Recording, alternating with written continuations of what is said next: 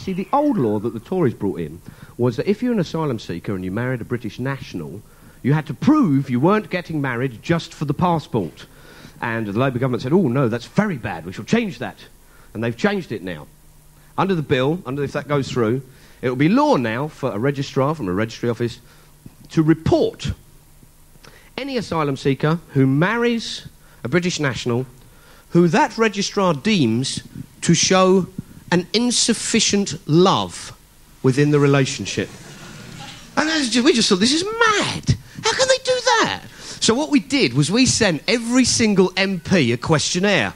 And we sent it off to them, and we asked them to give their nationality, their parents' nationality, and we asked them to mark their parents' loving relationship from a sort of number of 1 to 10. Now, some of them actually sent it back. And one person sent back, all right, get the point, thanks a lot. Another bloke sent us a thing back, and he only gave his parents 8. And we thought, oh, that's a bit weird, because if you get the questionnaire, you go, oh, 10. But no, they didn't deserve 10.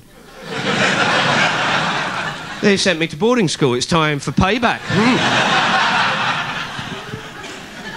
And another bloke called Nick Palmer didn't reply, but he wrote back to us. He didn't send the questionnaire back. He wrote and he said, this is not a proper survey. It has no academic foundation.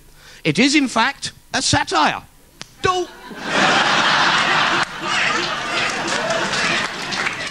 Ooh, he's sharp as a fucking dart there, Nick. So we thought, oh, we'll phone him because we want to chat to him. And we did phone him. And the thing we wanted to phone him about was the vouchers. Because under the Tories, some areas could give asylum seekers, instead of dole money, they could give them vouchers, which they had to spend in certain shops. Now, under the new Labour bill, every asylum seeker will get vouchers. You have to spend them at a certain shop or outlets. You have a set rate, which is they give you 70% of the benefit you would get if you got cash, so they are now being paid below the poverty line with vouchers. Then you start getting these other reports of asylum seekers on the vouchers being refused to buy a yoghurt. No, that's a luxury item. A yoghurt! Even the Daily Mail couldn't spin that one. Yeah. Refugee yoghurt scandal! When will the theft of our dairy products stop? 92-year-old pensioner said, I fought in 2 world wars and I've never received so much as a Kraft Dairy Lee triangle. It's an outrage. We met a bloke, this is completely true, we met a bloke who told us a story of his friend who tried to buy a pair of socks and a pair of pants and was told by the person on the till, take them back and put them there, you can't buy them on your vouchers. Since when has a pair of pants been a luxury? A desert island dish, Sue Lawley, what would you take as your luxury? Oh, pants! I should tell you about a guy that we talked to. Is Kosovan. He came out 2 months before the bombing started, and he's on the voucher scheme. And him and his mate live in a hostel, they cook together, they share the vouchers, it saves a bit of money, they can get a bit more with the cash if you're cooking for 2. Hate to sound like Delia, but that's the fact. So he goes to the supermarket, hands in the voucher, it's his mate's voucher.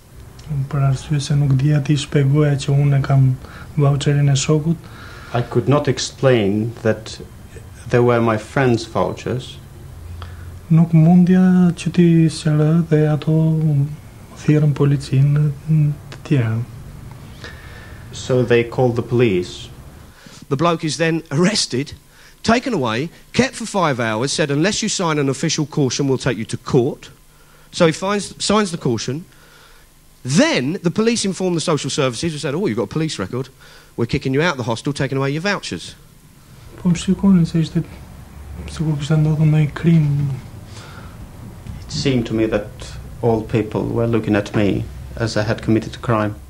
This guy is a guy who came from Kosovo, hasn't seen his family since October and doesn't know where they are since the bombings.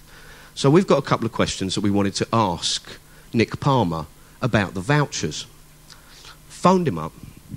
Hello, Nick. Oh, hello. Who's that? Mark Thomas, Channel 4. Hello. Can we have a quick chat about the vouchers? Yes.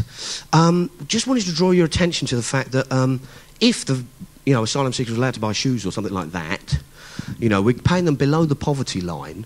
If the kids' shoes sort of wear out, they go to get another pair of shoes. You'd go to a sort of charity shop or a market, but you're forcing them to go to a supermarket where it's more expensive and they're below the poverty line. He said, yes, you've got a very valid point there, Mark. I said, why don't we give them the vouchers with the Queen's head on and I promise to pay the bearer? You do have a point there, Mark, yes.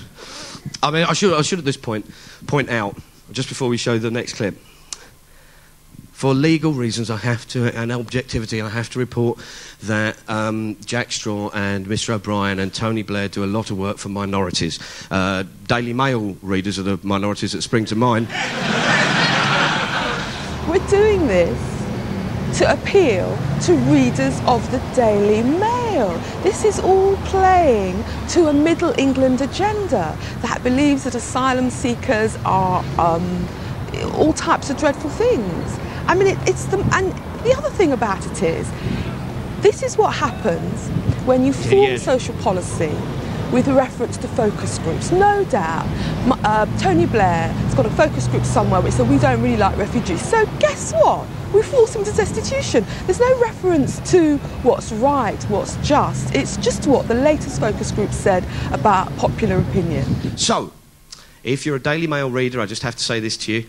The voucher scheme will cost 4 times as much to administer than the present cash benefit system. I say that not because I think that I can change your mind, but it's just good to piss you off. We thought, well, no, we've got to try and get O'Brien, right? There he is, down there. We thought, we've got to try and get to him and speak to him. There's a whole loads of stuff to talk to him about. So we think, right, we'll go and see Mike. Now, we've played 2 away games in Parliament. So we thought, right, we'll have a home game. So we visited his home. And we took with us some Kurdish dancers and a Guyanan band.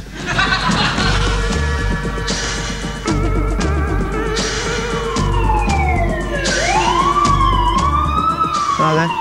Hello there, how are you? Hiya. Morning, I'm Mark Thomas, Channel 4, how you doing? Tell us what's going on this morning. We're just doing a film. We're just doing a little bit of filming here. Is it regarding anything to anybody? Do you mean Mr O'Brien? Specific, I don't know, you tell me. Well, I mean, if he comes out and says hello to us, that's very nice, you know. What's the little thing there? That one? That's your ass. That's a what? That's there like a truncheon. Is it really? Is it extendable? Yeah. Well, it must be, because otherwise it was very tiny. You'd just be tapping people. Well, it really, wouldn't you? OK, lovely. Right, thanks a lot. All right, see you later on. Yeah, look after yourselves.